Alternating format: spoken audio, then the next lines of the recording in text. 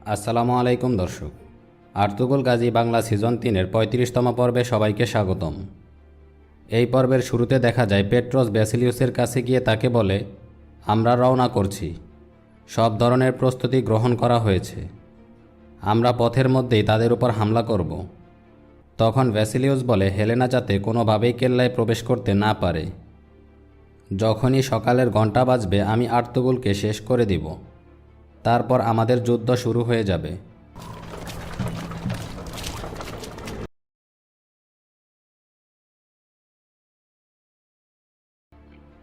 অন্যদিকে জঙ্গলে সবাই মিলে হেলেনাকে ঘোড়ার গাড়িতে করে নিয়ে যাচ্ছে। পথিমধ্যে পেট্রোস সিপাহীদের নিয়ে ওত পেতে বসে থাকে। পেট্রোস তীরন্দাজদের প্রস্তুত করে রাখে এবং বলে, আমার ইশারার অপেক্ষা করো।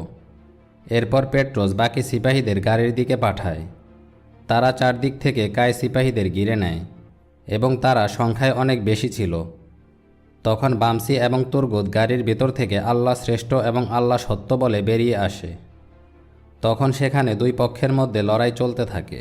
হেলেনা এটা দেখে সেখানে ভয় পেয়ে যায়। সেখানে কায় সিপাহীরা পেট্রোসের সিপাহীদের একে একে মারতে থাকে।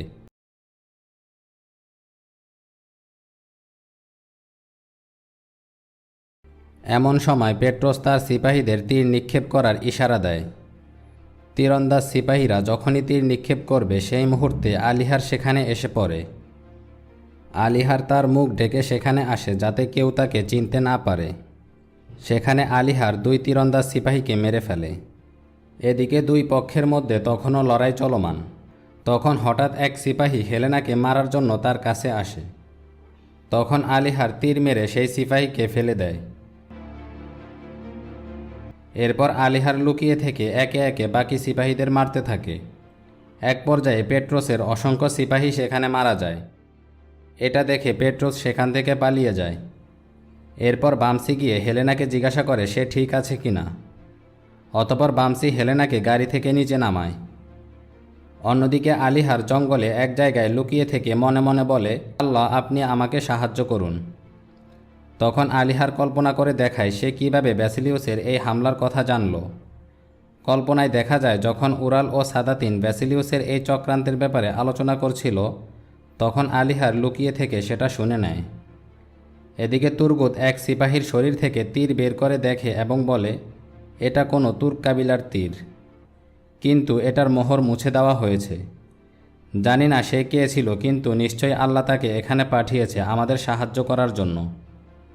তখন বামসি বলে, তাহলে এর মানে হলো আমরা একা ছিলাম না। যে তীর চালিয়েছে আল্লাহ তার মঙ্গল করুন, কেননা সে হেলেনার জীবন বাঁচিয়েছে। এরপর তারা সবাই কেল্লার উদ্দেশ্যে রওনা করে। এদিকে কেল্লায় জমিদার বলে, আজ আমার সিংহাসন ও আমার মেয়ের জীবন এক তুর্কির হাতে। তখন আর্তুগল বলে, যদি আমরা এই বিপদ থেকে বেঁচে যাই তাহলে যারা এটা করেছে তাদের খুঁজে বের করা আমার জন্য আবশ্যক। দুই রাজত্বের মধ্যে রক্তপাত বন্ধ করতে আমাদের এক হতে হবে। তখন জমিদার বলে, যতদিন তোমার সুলতান এই এলাকায় না আসে ততদিন তোমরা রক্তপাত চাও না। আমরা দুইজনই জানি যে আজ নয়তো কাল তোমরা কারাজেসার কেল্লা বিজয় করতে দ্বিতীয়বার এখানে আসবে। তখন আর্তুগল বলে, জমিদার আমরা জানি না যে ভবিষ্যতে কি হবে, কিন্তু আমাদের দায়িত্ব হলো রাজত্বের হুকুম পালন করা এবং শান্তি প্রতিষ্ঠা করা। তখন জমিদার বলে, যদি তোমার সিপাহীরা আমার মেয়েকে খুঁজে আনতে না পারে ও তুমি নিজেকে নির্দোষ প্রমাণ করতে না পারো তাহলে কি হবে? তখন আর্তুগল বলে, আমার ফয়সালা সম্পূর্ণ আপনার উপর। আপনি ভালো করে জানেন যে আপনার হুকুম ছাড়া আমি কেল্লা থেকে জীবিত যেতে পারবো না। যদি আমি মারা যাই তাহলে শান্তি প্রতিষ্ঠা করার দায়িত্ব আপনার উপর থাকবে। আপনি নিজের সাথের গাদ্দারদের সাথে একাকী লড়াই করবেন। বাহিরে ব্যাসিলিয়াস সিপাহীদের বলে, আর্তুগলকে জীবিত বন্দী করবে না। তোমরা সবাই জমিদারের হুকুম শুনেছ। আর্তুগল সুলতানের প্রতিনিধিকে হত্যা করেছে। সে এখান থেকে জীবিত বেঁচে যেতে পারবে না। প্রয়োজন হলে জমিদারও সেখানে মারা যাবে। সবাই প্রস্তুত থাকো, যখনই ঘণ্টা বাজবে আমরা সবাই ভিতরে প্রবেশ করব। এদিকে কেল্লার বাহিরে তারা সবাই হেলেনাকে নিয়ে পৌঁছে যায়। তারা সবাই নিজেদের পোশাক পরিবর্তন করে আসে এবং গোপন রাস্তা দিয়ে ভিতরে যেতে থাকে। এমন সময় কেল্লায় ঘণ্টা বাজার শব্দ হয়।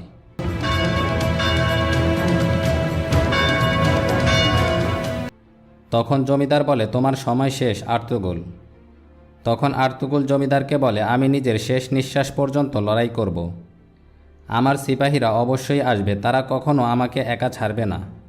এমন সময় জমিদারের সিপাহীরা বাহির থেকে দরজা ধাক্কানো শুরু করে। তখন আর্তুগুল তলোয়ার বের করে প্রস্তুত হয়ে যায়। এইদিকে 3 জন হেলেনাকে নিয়ে প্রায় পৌঁছে যায়। বেসিলিউসের সিপাহীরা এদিকে দরজা ভেঙে ভেতরে প্রবেশ করে। তখন আর্তুগুল একা সেখানে সবার সাথে লড়াই করতে থাকে।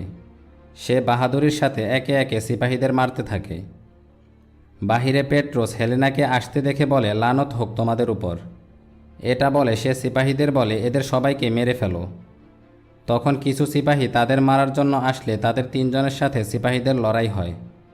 এমন সময় বামসি হেলেনাকে বলে, শীঘ্রই তুমি তোমার বাবার কাছে যাও, আমরা এই দিকে দেখছি। হেলেনা এটা শুনে সেখান থেকে দৌড়ে যেতে থাকে। ভিতরে আর্তুগুল একা সিপাহীদের মোকাবেলা করতে থাকে, কিন্তু এক পর্যায়ে সকল সিপাহীরা মিলে আর্তুগুলকে বন্দি করে ফেলে।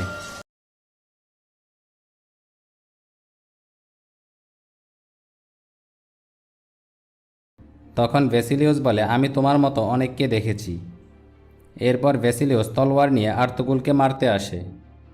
তখন আর্তুগুল বলে, ভেসিলিউস, আমরা একবার মরি ও 1000 বার বাঁচি। এটা বলে আর্তুগুল কালিমায় শাহাদাত পরে শহীদ হওয়ার জন্য প্রস্তুত হয়।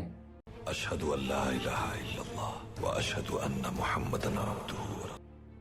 এমন সময় হেলেনা সেখানে পৌঁছে যায়। তখন জমিদার হেলেনাকে দেখে ভ্যাসিলিউসকে বলে, থেমে যাও। তখন ভ্যাসিলিউস হতাশ হয়ে যায়। এরপর জমিদার সিপাহীদের বলে, আর্তুগুলকে ছেড়ে দাও। এমন সময় আর্তুগুলের সিপাহীরা সেখানে পৌঁছে যায়। সেখানে তুর্গুত বলে, যখন আমরা আসতেছিলাম তখন পথের মধ্যে ওত পেতে আমাদের উপর হামলা করা হয়েছে। এরপর হেলেনা তার বাবাকে বলে, আমাদের উপর হামলাকারীরা কায় সিপাহী ছিল না, গাদ্দাররা কায় কাবিলার পোশাক পরে আমাদের উপর হামলা করেছে। তখন জমিদার তার মেয়েকে বলে, আমি জানি সব কিছু।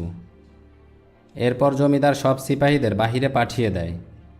বেসিলিউসও চলে যায়। তখন জমিদার তাকে বলে, তুমি এখানে থাকো, তোমার সাথে আমার কথা বলার আছে। এরপর জমিদার ভ্যাসিলিউসকে অপদস্থ করতে থাকে।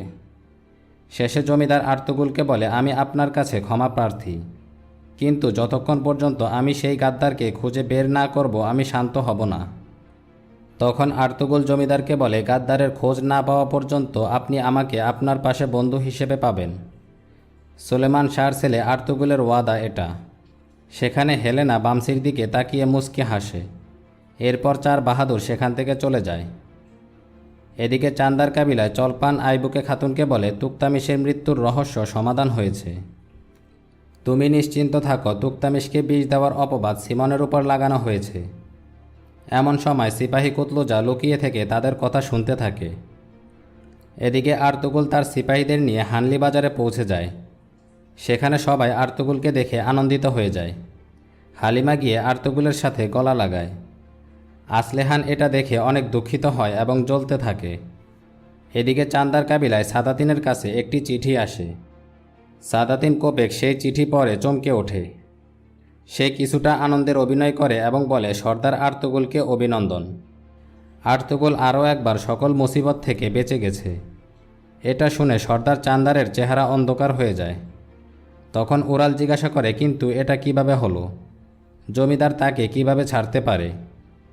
তখন কোপেক বলে, জমিদার তার নিজের মেয়েকে ফিরে পেয়েছে, তাহলে সে আর্তুগুলকে কেন মারবে? তখন আলিহার বলে, আল্লাহর কাছে শুকরিয়া। এদিকে আর্তুগুল তার সিপাহীদের সাথে সারায়ে প্রবেশ করে। সেখানে সকল সিপাহীরা তাকে অভিনন্দন জানায়। তখন আর্তুগুল বলে, আল্লাহ আপনাদের সবার উপর সন্তুষ্ট হন। আমার অনুপস্থিতিতে আপনারা সব কিছু ঠিকঠাক রেখেছেন। এরপর আর্তুগুল হাকিম আর্তুককে বলে, কাল জমিদার হানলি বাজারে আসবে, আপনি সকল ব্যবসায়ীদের খবর পৌঁছে দিন। জমিদারের সাথে চুক্তি আমাদের ব্যবসা ও একতার জন্য খুবই গুরুত্বপূর্ণ। এদিকে কেল্লায় ভেসিলিউসকে অনেক রাগান্বিত দেখা যায়। পেট্রোস এসে বলে, আর্তুগুল কাবিলায় পৌঁছে গেছে, সে দাওয়াতের আয়োজন করছে। ভ্যাসিলিউস বলে, করতে দাও প্রস্তুতি। আমরাও আমাদের জমিদারের জানাজার প্রস্তুতি গ্রহণ করছি। কাল সেখানে আমাদের জমিদার আর্তুগুলের হাতে মারা যাবে। এখানেই এই পর্বের সমাপ্তি ঘটে।